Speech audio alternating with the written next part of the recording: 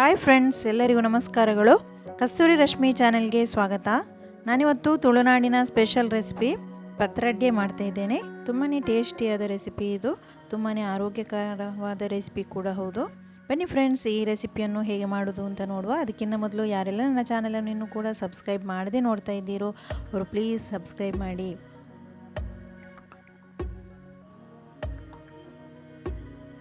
ನಾನಿಲ್ಲಿ ಕೆಸುವಿನ ಎಲೆಯನ್ನು ತಗೊಂಡಿದ್ದೇನೆ. ಇದು ನೋಡಿ, ಇದು ಸ್ವಲ್ಪ ದೊಡ್ಡ ಕೆಸುವಿನ ಎಲೆ.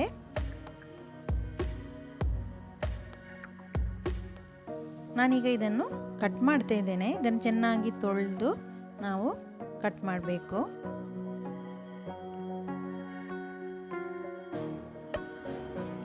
ಈ ರೀತಿಯಾಗಿ ಕಟ್ ಮಾಡಿ ಇಟ್ಕೊಂಡಿದ್ದೇನೆ ಫ್ರೆಂಡ್ಸ್. ನೋಡಿ, ಚಿಕ್ಕದಾಗಿ ನಾವು ಇದನ್ನು ಕಟ್ ಮಾಡಿಕೊಡ್ಬೇಕು.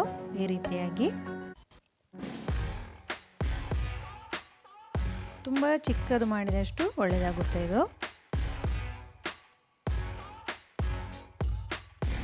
ಈಗ ನಾನು ಇಲ್ಲಿ ಒಂದು ಪಾತ್ರೆಯಲ್ಲಿ 2 ಲೋಟದಷ್ಟು ಬೆಳ್ತಿಗೆ ಅಕ್ಕಿಯನ್ನು ತಗೊಳ್ತಾ ಇದ್ದೇನೆ.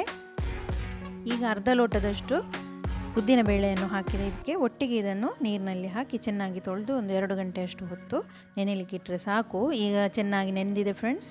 ಈಗ ಇದನ್ನು ಚೆನ್ನಾಗಿ ತೊಳೆದು ನಾನೀಗ ಮಿಕ್ಸಿ ಜಾರಿಗೆ ಹಾಕ್ತಾ ಇದ್ದೇನೆ. ನಾವಿದನ್ನು ಗ್ರೈಂಡರಲ್ಲಿ ಸಹ ಗ್ರೈಂಡ್ ಮಾಡ್ಬೋದು. ನಾನೀಗ ರುಚಿಗೆ ತಕ್ಕಷ್ಟು ಉಪ್ಪನ್ನು ಹಾಕ್ತಾ ಇದ್ದೇನೆ. ಇದಕ್ಕೆ ನಾನು ಹುಳಿಯನ್ನು ಹಾಕ್ತಾ ಇದ್ದೇನೆ. ಇದು ಕೆಸುವಿನ ಎಲೆ ಸ್ವಲ್ಪ ತುರಿಸುವುದಕ್ಕೆ ಬೇಕಾಗಿ ಹುಳಿ ಸಾಂಬಾರವನ್ನೆಲ್ಲ ಹಾಕಬೇಕು. ಇದಕ್ಕೆ ಸ್ವಲ್ಪ 2 ಮೆಣಸನ್ನು ಹಾಕ್ತಾ ಇದ್ದೇನೆ.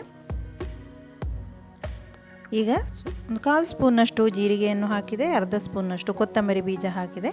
ಈಗ ನೀರನ್ನು ಹಾಕ್ತಾ ಇದ್ದೇನೆ. ನೀರು ಜಾಸ್ತಿ ನೀರು ಹಾಕಿ ಗ್ರೈಂಡ್ ಮಾಡಬಾರ್ದು, ಸ್ವಲ್ಪ ದಪ್ಪವಾಗಿ ಗ್ರೈಂಡ್ ಮಾಡಬೇಕು. ಈಗ ಗ್ರೈಂಡ್ ಆಗಿದೆ ನೋಡಿ, ಈ ರೀತಿಯಾಗಿ ಗ್ರೈಂಡ್ ಮಾಡಬೇಕು.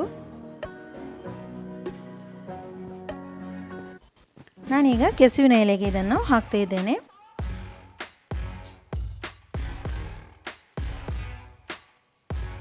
ಈಗ ನಾವು ಬ್ಯಾಟರನ್ನು ಚೆನ್ನಾಗಿ ಇದರೊಟ್ಟಿಗೆ ಮಿಕ್ಸ್ ಮಾಡಬೇಕು.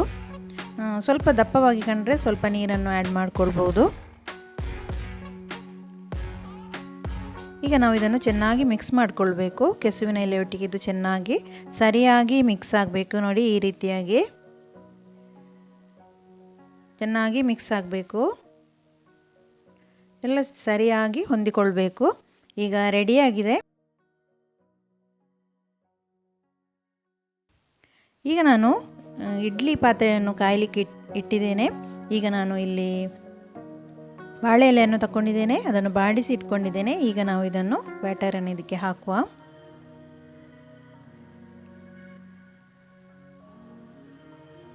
ಎಲೆ ಸ್ವಲ್ಪ ದೊಡ್ಡದಿರುವ ಕಾರಣ ಸ್ವಲ್ಪ ಜಾಸ್ತಿ ಹಾಕ್ತಾ ಇದ್ದೇನೆ. ಈಗ ನಾವು ಇದನ್ನು ಈ ರೀತಿಯಾಗಿ ಮಡಚಬೇಕು.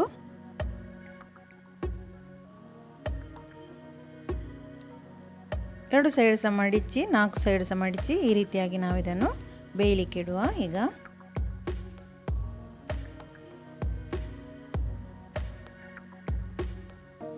ಎಲ್ಲವನ್ನು ಸಹ ಈಗ ನಾನು ಬಾಳೆ ಎಲೆಯಲ್ಲಿ ಈ ರೀತಿಯಾಗಿ ಮಾಡ್ತಾ ಇದ್ದೇನೆ.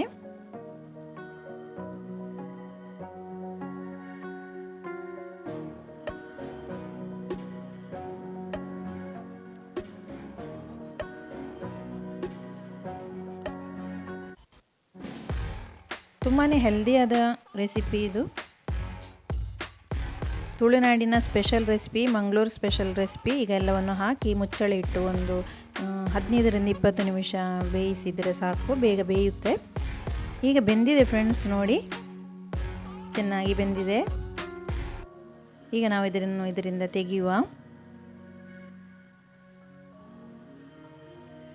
ಈಗ ನಾವು ಇದಕ್ಕೆ ಮಸಾಲೆಯನ್ನು ನಾನೀಗ ರೆಡಿ ಮಾಡ್ತಾ ಇದ್ದೇನೆ.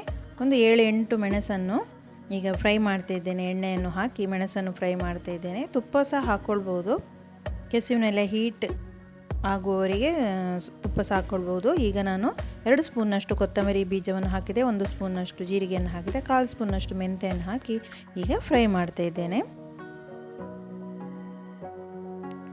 ಚೆನ್ನಾಗಿ ಫ್ರೈ ಆದಮೇಲೆ, ಈಗ ಫ್ರೈ ಆಯಿತು ಫ್ರೆಂಡ್ಸ್, ನಾವು ಇದನ್ನು ಈಗ ತೆಗೆಯುವ.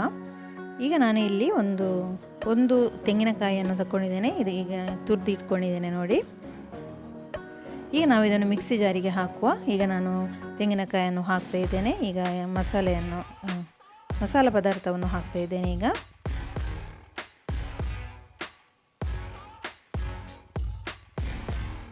ಈಗ ಹುಳಿ ಹಾಕ್ತಾ ಇದ್ದೇನೆ ಇದಕ್ಕೆ. ಈಗ ಅರಶಿನವನ್ನು ಹಾಕಿದೆ 1 ಸ್ಪೂನಷ್ಟು. ನೀರನ್ನು ಹಾಕಿ ಚೆನ್ನಾಗಿ ನಾವೀಗ ನೈಸಾಗಿ ಗ್ರೈಂಡ್ ಮಾಡಬೇಕು. ಈಗ ಗ್ರೈಂಡ್ ಆಯಿತು. ನಾನಿಲ್ಲಿ ಒಂದು ಅಗಲವಾದ ಪಾತ್ರೆಯಲ್ಲಿ 1 ಗಡ್ಡೆಯಷ್ಟು ಈರುಳ್ಳಿಯನ್ನು ಹಾಕಿ ಈಗ ಮಸಾಲೆಯನ್ನು ಹಾಕ್ತಾ ಇದ್ದೇನೆ. ಈಗ ನೀರನ್ನು ಹಾಕಿ ನಾನೀಗ ಮಿಕ್ಸ್ ಮಾಡ್ತಾ ಇದ್ದೇನೆ. ಇಲ್ಲಿ ನಾವು ರುಚಿಗೆ ತಕ್ಕಷ್ಟು ಉಪ್ಪನ್ನು ಹಾಕ್ಕೊಳ್ಬೇಕು. ಸ್ವಲ್ಪ ನಾವು ತೆಳು ಮಾಡಿಕೊಳ್ಬೇಕು. ಇಲ್ಲಿ ನಮಗೆ ಇದಕ್ಕೆ ಕೆಸುವಿನ ಗಟ್ಟಿಯನ್ನು ಹಾಕಲಿಕ್ಕಿದೆಯಲ್ಲ, ಅದಕ್ಕೆ ಬೇಕಾಗಿ ನಾವು ಇದನ್ನು ತೆಳು ಮಾಡಿಕೊಳ್ಬೇಕು. ಈಗ ಮುಚ್ಚಳವನ್ನು ಇಟ್ಟು ಚೆನ್ನಾಗಿ ಕುದಿ ಬರಲಿ. ಈಗ ನಾವು ಇದನ್ನು ಕಟ್ ಮಾಡುವ. ಕೆಸುವಿನ ಎಲೆ ಗಟ್ಟಿಯನ್ನು ಈಗ ನಾನೀಗ ಕಟ್ ಮಾಡ್ತಿದ್ದೆ. ನೋಡಿ ಎಷ್ಟು ಚೆನ್ನಾಗಿ ಬಂದಿದೆ, ತುಂಬಾ ಚೆನ್ನಾಗಿ ಕಾಣ್ತಾ ಉಂಟು. ಈಗ ಎಲ್ಲದರ ಎಲೆಯನ್ನು ಸಹ ತೆಗೆದೆ. ತುಂಬಾ ಸಾಫ್ಟಾಗಿ ಬಂದಿದೆ ನೋಡಿ. ಈಗ ಇಲ್ಲಿ ಮಸಾಲೆ ಕುದೀತಾ ಉಂಟು.